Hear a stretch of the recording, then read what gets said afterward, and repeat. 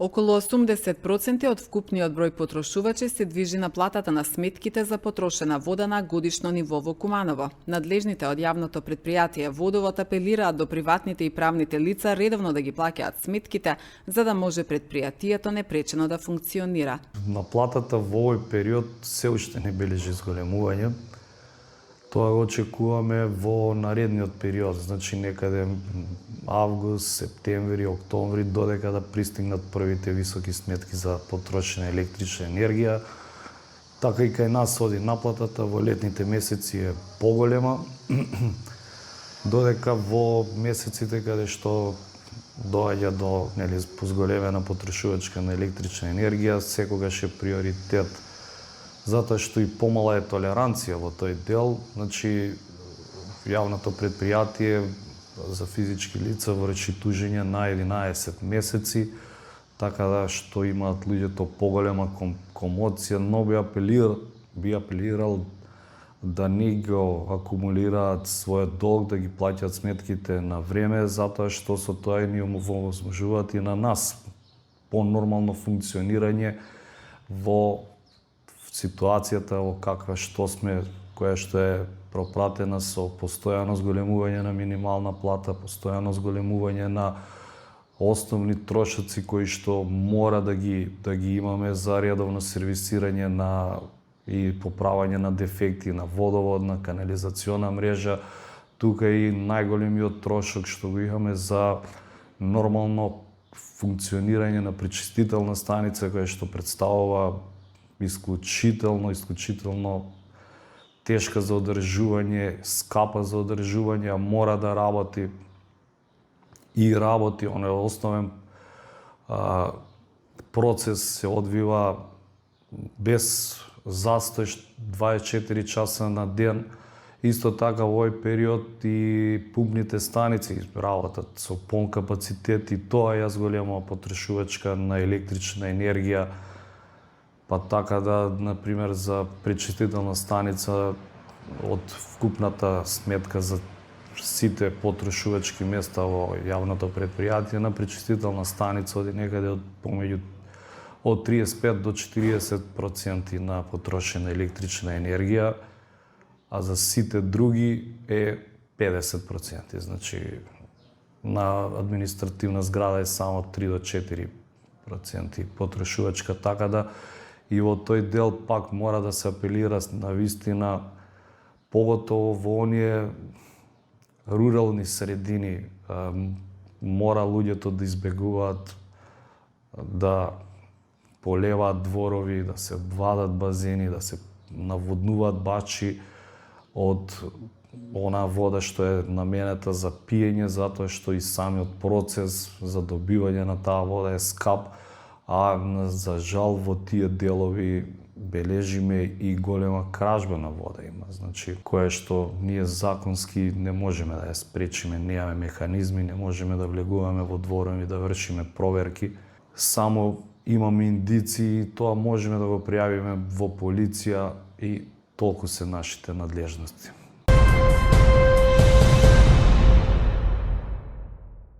Министерството за внатрешни работи соопшти дека вчера во 12 часот и 50 минути полициски службеници од секторот за внатрешни работи Куманово лишиле од слобода малолетник од Куманово затоа што во местото викано Бавчи бил затекнат при обид да запали бакарни кабли. Тој бил приведен во полициска станица и по целосно документирање на случајот против него ќе следува соодветна пријава, информираат надлежните.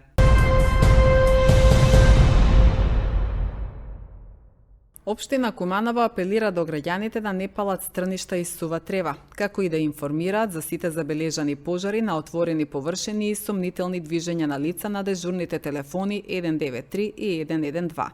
Денеска, според податоци на СВР Куманово, пријавен е пожар во село Отлја во правец кон село Матече, каде горела сува трева и стрниште. Од страна на територијалната противпожарна единица Куманово навреме е интервенирано и е изгаснат пожарот, информираат од општина Куманово.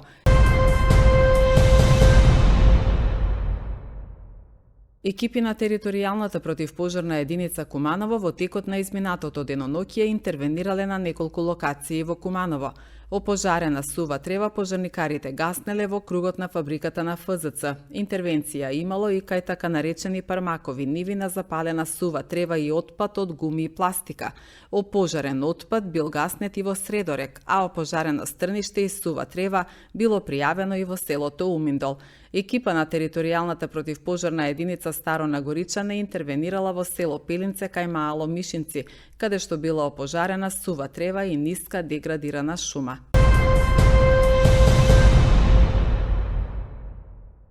Јавното предпријатие Куманово паркинг до крајот на годинава ќе обезбеди дополнителни паркинг места со проширување на зона Б. Првите 50 на места од зона Б ќе бидат во близина на основното училиште Бајрам Шабани, информира ВД директорот Андрија Маџовски. Тој посочува дека граѓаните стекнале навика за испраќање SMS пораки, а со обележувањето на новите паркинг места дополнително ќе се зголеми и наплатата. Наплатата е добра. Значи, секојдневно бидна навика кај луѓево, тоа е што располагаме со тие паркинг места, моментално немавме проширување. Никакви тие што ги имаме, наплатата си е одлична, можам да кажам максимална наплата имаме во делот на паркирање и како што кажав минатата година кога дојдов на оваа функција одека како ВД директор, кажав дека во 2025 година ќе го започнам процесот за пуштање на беззона од дел по дел, каде што деловите се кај училиште Бајрам Шабани, дел Октомвриска и како што сум рекол и тоа ќе го исполнам во 2025, почнуваат полека процеси за правење на довршување на дел од проекти кои што не биле завршени, така да тоа можам да кажам дека до крај на оваа година тоа ќе го направам и дел по дел. Значи не може се одеднаш, бидејќи тоа бара финансиски средства бара за изготвување на тие нацрти и проекти, бидејќи ќе бидат нови нацрти. Планот е првиот дел да се започне од делот кај училиштето, бидејќи веќе за таму имаме готов проект, училиштето Бајрам Шабани. Таму се очекува негде околу, од прилика го чекаме проектот да го завршат, околу 5-60, мислам дека така беа паркинг места. Точната бројка ќе знаеме кога сообраќајните инженери ќе направат целиот план за да бидејќи треба да направат аголина, вртење и да не навлегувам во нивните работи. Во делот за Октомвриска поточно, значи имаме негодување со делот граѓани и затоа тоа ќе го оставиме у другиот дел на пуштање на беззона во делот на Октомвриска револуција, бидејќи реално некои сакаат, некои не сакаат, но заедно со договор со општината и со СВР Куманово тоа ќе го изреализираме. Кога? Не знам. Почнуваме дел по дел, кога ќе биде, не можам да ви кажам.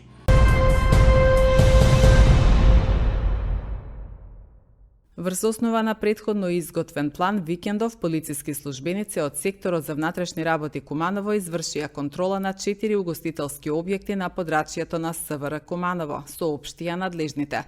При контролата извршено е легитимирање на 36 лица, а било извршено и фонометриско мерење при што било констатирано нарушување на јавниот ред и мир од Законот за прекршоци против јавниот ред и мир. При контролата биле издадени 8 записници за констатирани прекршоци, информираат надлежните.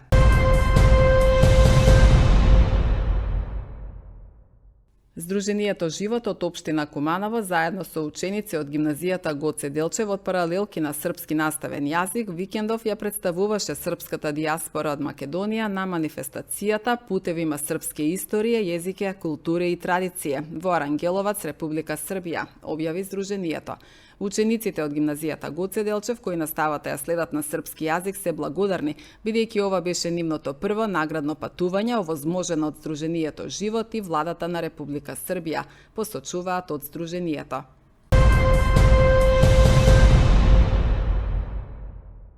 Во рамките на меѓународниот Еразмус Плюс проект Одржливо инклузивно образование, наставнички од гимназијата Гоце Делчев зема активно учество на последната средба која се одржа во Истанбул, Турција. Наставничките Јасмина Денковска, Тања Кировска-Георгиевска и Даниела Ивановска учествуваа во интерактивни дискусии и работилници, размена и примена на добри инклузивни практики при оформување на наставни планови и лекции, оформување на образовни резултати и платформа од проектот која ќе биде достапна за широка едукативна примена во наставата по сите предмети, како и меѓукултурна соработка и стекнување на нови пријателства. Проектот представува вредна можност за професионален развој, инспирација и надградба на капацитетите на секој наставник за одржливо и еднакво образование за сите ученици, се вели во објавата на гимназијата Гоце Делчев.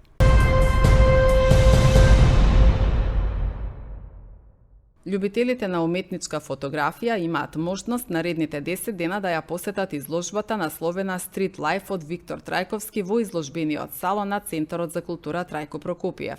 Фотографиите се збир од некаде 10 годишно патешествие низ улиците низ Европа, претежно. Има нешто и од Јапонија и од Турција, но во главном се од Европа снимени.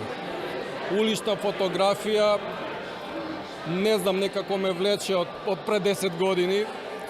Одлучив да се специализирам во таа област. И така, еве, ловам моменти низ улиците. Ова е, прва моја самостојна изложба. Отвараме тука во мојот град, во Куманово. Од тука тргнува карванот, па ќе видиме и засега има планирано во Србија и Литванија. Но секако ќе ја прошириме и во повеќе други делови. Парано бев член на фотоклуб Козјак, со нив заедно имаме учествувано на групни изложби, но од неодамна сум член на фотоклуб Куманово и како нов член тука, сега имам задоволство и горд сум што сум член во овој клуб, имам задоволство да ја отворам оваа изложба под нивно покровителство.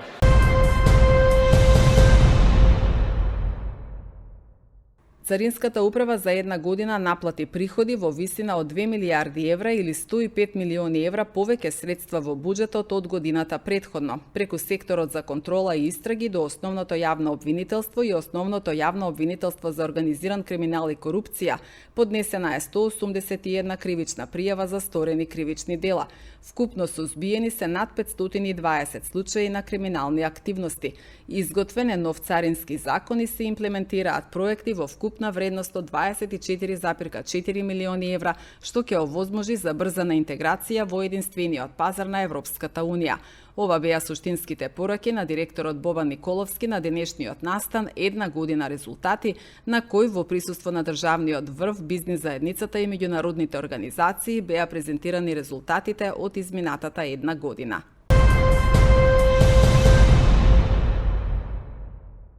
Во текот на вчерашниот ден, во периодот од 15 до 21 часот, Министерството за внатрешни работи спроведе акциска контрола на територијата на Македонија за санкционирање на возила кои се движат со брзина поголема од дозволената, при што санкционирани се 600 возачи.